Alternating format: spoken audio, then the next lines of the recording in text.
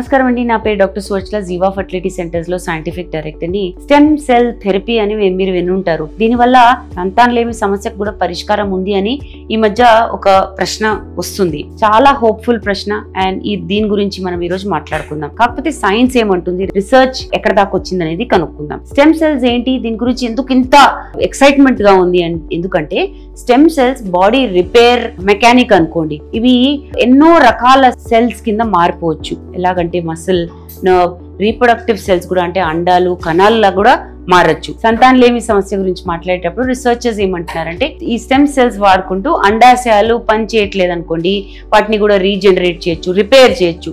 Testicular tissue అంటే sperms ఎక్కడైతే పుడతాయో వాటిని కూడా బాగా చేయొచ్చు, అది సరిగా పని చేయకపోతే. ఇది కాకుండా గర్భసంచి పొరను కూడా అది ఇంప్రూవ్ చేయొచ్చు. సో స్టెమ్ సెల్స్ ఆడోళ్ళ సంతానలేమి సమస్య గురించి మాట్లాడాలంటే ప్రీమెచ్యూర్ ఓవేరియన్ ఇన్సఫిషియన్సీ గురించి ముఖ్యంగా తెలుసుకోవాలి. ఇది ఎలాంటి సమస్య అంటే 40 కన్నా ముందే ఓవరీస్ అండాశయాలు పనిచేయడం మానేస్తే దాంట్లో అండాలు ఉండవు. ఈ సమస్య వల్ల ప్రెగ్నెన్సీ రాదు. సో ఎర్లీ క్లినికల్ ట్రయల్స్ అంటే స్టడీస్, కొంతమంది మీద చేసిన స్టడీస్ ఏమంటున్నాయంటే, మీజెన్కైమల్ స్టెమ్ సెల్స్ తీసుకున్నారు. బోన్ మ్యారో లేదా ఫ్యాట్ నుంచి, బోన్ నుంచి తీసుకొని వీటిని రీజనరేట్ చేసి ఓవరీస్ లో, అండాశయాల్లో వేశారు. దీని వల్ల ఏంటంటే అండాశయాలు మళ్ళీ అండాలు ప్రొడ్యూస్ చేయడము, పీరియడ్స్ రావడము ఈ ఆడోళ్ళలో. కొందరికైతే ప్రెగ్నెన్సీ కూడా వచ్చింది. కొన్ని స్టడీస్ లో సైంటిస్ట్ అంటున్నారు, ఈ స్టెమ్ సెల్స్ ని మనము ఆర్టిఫిషియల్ లూసైడ్స్ లా కూడా మార్చొచ్చు. స్కిన్ తీసుకొని, అంటే మీ చర్మం, మీ బ్లడ్ సెల్స్ తీసుకొని కూడా వీటిని అండాల్లాగా మార్చొచ్చు. కాకపోతే ఇది చాలా ఎక్స్పెరిమెంటల్, చాలా దూరం ఉన్నాం మనము క్లినికల్ యూజ్ నుంచి. అంటే మనం నిజంగా క్లినిక్ లో, ఈ హాస్పిటల్స్ లో ఈ ప్రొసీజర్ చేయగలగాలంటే ఇంకా స్టడీస్ రావాలి, ఇంకా చాలా రీసెర్చ్ జరగాలి. పురుషుల దగ్గరకు వచ్చే వరకు కూడా చాలా good news.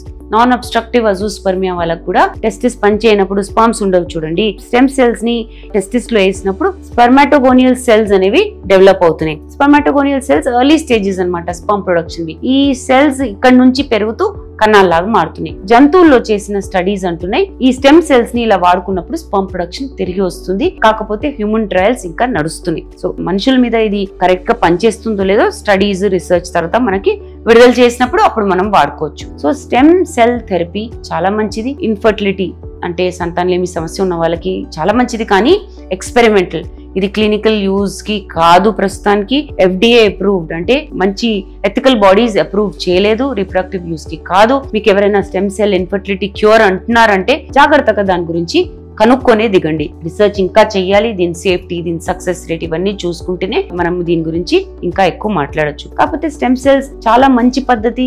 Age related infertility లేదా కీమోథెరపీ, క్యాన్సర్ వచ్చిన ప్రాబ్లమ్స్ ఉన్నప్పుడు, లేదా గర్భసంచిలో యాషర్మాన్ సిండ్రోమ్ అనే సమస్య లాంటివి ఉన్నాయనుకోండి, అలాంటప్పుడు ఈ పేషెంట్స్ కి ఇది ఆఫర్ చేస్తే మళ్ళీ వీళ్ళ ఫర్టిలిటీ మళ్ళీ తిరిగి రావచ్చు. దీని గురించి ఇంకా వివరాల కోసం తప్పకుండా జీవా ఫర్టిలిటీ సెంటర్స్ కి విచ్చేయండి. Thank you.